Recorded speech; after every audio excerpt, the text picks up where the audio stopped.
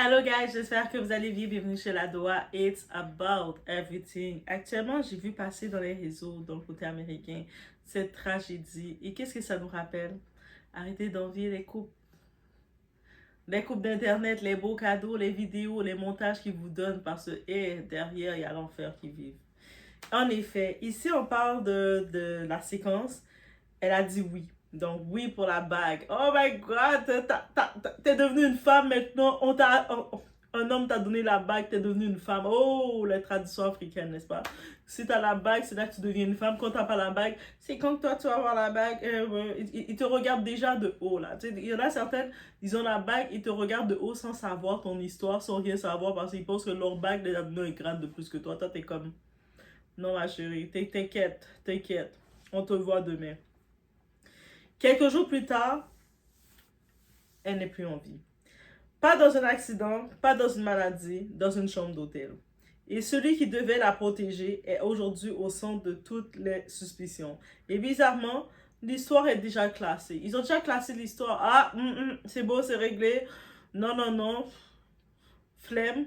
On règle le dossier, on ferme le dossier, tout est beau. Elle a fait une tentative de se retirer la vie elle-même. Pourtant, elle venait de faire son voyage de sa vie à Zanzibar, un beau voyage de sa vie. Elle reçoit une bague de mariage. On sait que pour une femme noire, une femme africaine, le mariage représente la consécration de toute une vie. Donc, on se dit, pourquoi elle se serait retirée la vie? On fait 1 plus 1, est-ce que ça fait toujours 2? On est chez la Doha, it's about everything. Hein? Et dans tout ça, son nom, on va regarder le tout ensemble, c'est Ashley Jenny.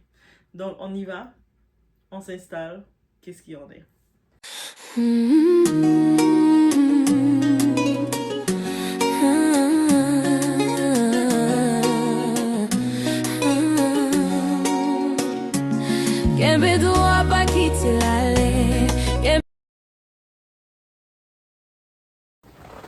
Donc, Ashley Jenny, 31 ans, une femme belle, influente, pleine de vie, une influenceuse sur les réseaux qui montrait son luxe, sa belle vie, son voyage de rêve. Elle partageait son bonheur, son couple, son voyage de rêve en Tanzanie. Mais derrière les photos parfaites se cachait une réalité beaucoup plus sombre. On vous vend des relations parfaites sur Instagram, des sourires bien alignés, des voyages, des promesses, mais parfois ce que vous appelez couple go, c'est juste une illusion bien maquillée. Ce n'est pas juste une tragédie, c'est une histoire qui montre comment on fabrique une vérité. Pas la vérité réelle, la vérité qu'on décide de vous donner. Elle fête son anniversaire, voyage de luxe, ambiance parfaite, et là, il la demande en mariage. Tout le monde applaudit, tout le monde dit goals, goals, je veux ça dans ma vie. Et arrêtez de réclamer des choses bizarres dans votre vie, guys. Mais ce que personne ne savait, c'est que quelques jours plus tard, cette même femme allait être retrouvée sans vie dans une chambre d'hôtel. La version officielle. Elle a mis fin à ses jours. Aussi simple que ça, dossier clos, fermé. Bah ouais, elle a mis fin à ses jours. That's it. Point final. On ferme le dossier, on passe à autre chose. Mais très vite, les incohérences commencent à sortir. On parle d'une dispute violente avant son décès. On parle d'un comportement étrange. Et surtout, on parle de lui. Lui. Dès qu'une femme perd la vie dans des circonstances floues, on fait quoi? On va classer, on va simplifier, on va éviter les questions. Et Internet, ils consomment, ils oublient, ils passent à la prochaine vidéo. Mais ici, il y a des choses qui dérangent. Une dispute avant son décès, un silence étrange, une version qui ne convainc pas, et surtout, un contraste violent entre l'image vendue et la réalité. Un contraste violent entre l'image vendue et tout ce qu'il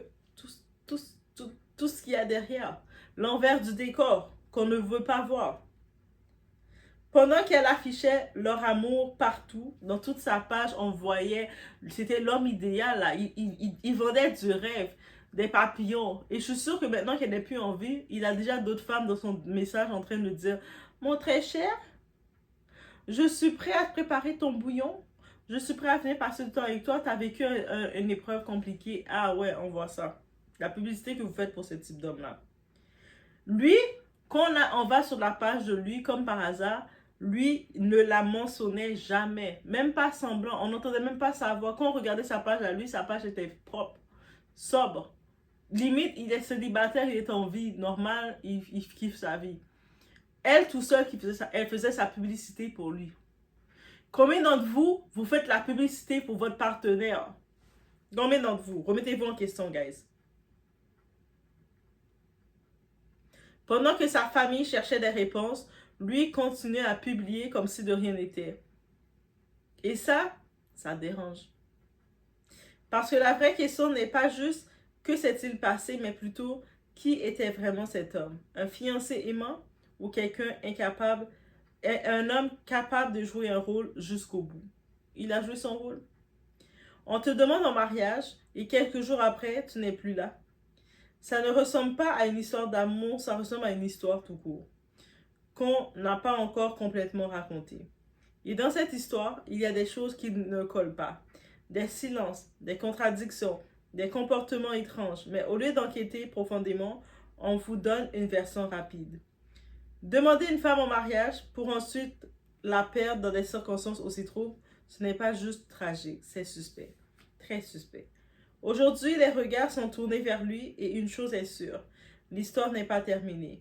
Le vrai problème ici, ce n'est pas juste ce qui s'est passé, c'est ce qu'on refuse de voir.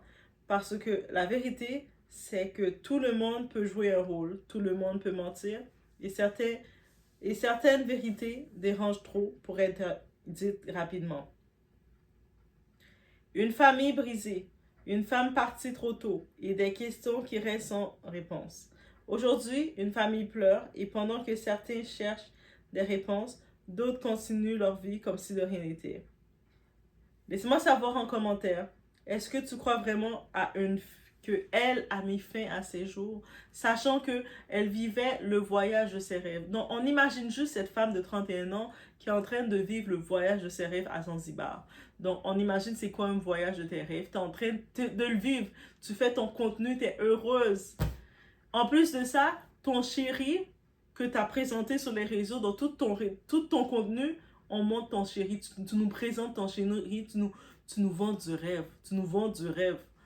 Et là, ton chéri que tu nous vends du rêve, il a fait une demande de rêve pour toi, pour que tu donnes du contenu pour ton réseau, une demande en mariage. Et toi étant la femme africaine, la femme noire que tu es, c'est la consécration de ta vie, n'est-ce pas? Là, tu vas pouvoir te vanter, porter ta robe, organiser ton mariage et montrer à tout le monde, ah, regardez, je suis mariée, hein? Je suis madame, hein? I made it. Mais là, tu vas t'enlever la vie. Il y a quoi? Ou est-ce que quelque chose de plus sombre se cache derrière cette histoire? Est-ce que tu crois vraiment à la version officielle? Ou est-ce que cette histoire cache quelque chose de beaucoup plus sombre? Surtout qu'il y a beaucoup d'incohérences. On parle d'histoire des disputes avant qu'on la retrouve sans vie. Des disputes, parce que dans un hôtel, ils étaient dans un hôtel qu'on l'a retrouvé. Dans un hôtel, il y a d'autres personnes. Dans l'hôtel, il y a des employés, il y a d'autres personnes. Ils entendaient des disputes, une grosse dispute. Donc, pour que on puisse t'entendre de ta chambre dans l'hôtel, c'est que ça faisait du bruit. Il y avait des cris. Hey, laisse-moi tranquille, t'as mangé tout le chocolat. Ah, bon, t'as mangé tout le... Je sais pas de quoi qu'il parlait, mais le monde a entendu des cris, des disputes. Mais on est en 2026. Avec tout ce qui se passe, on a peur maintenant, comme étant voisin, d'aller voir chez le voisin qu'est-ce qui se passe. Oui, on a peur, parce qu'on ne sait jamais. Et puis, des fois, tu vois un couple qui se dispute, toi, tu es innocent, tu vas aller voir qu'est-ce qui se passe. Est-ce que ça va bien? On te lance une roche, on te lance un verre et tu deviens victime. On a peur aussi, hein? On a peur. Et voilà. Ou est-ce que cette histoire cache quelque chose de beaucoup plus sombre? C'est à savoir, mais la famille réclame une enquête, une vraie enquête, parce qu'il y a trop de zones d'ombre. Mais l'État, eux autres, les enquêteurs, ils ont dit, c'est correct, c'est beau là. Elle s'est enlevée la vie, puis elle s'est enlevée la vie, that's it. On passe à autre chose, laissez-nous tranquilles. Dans ce monde, tout le monde sourit sur les photos, mais tout le monde ne dit pas la vérité. Dans ce monde, Le danger ne ressemble pas toujours à un danger. Parfois, il te demande en mariage. Et toi, tu acceptes, vie contente en te disant, ma vie va changer. En effet, ta vie va changer. Tu n'auras plus de vie bientôt. Je vous laisse sur ce. Bonne réflexion. Faites attention à vous.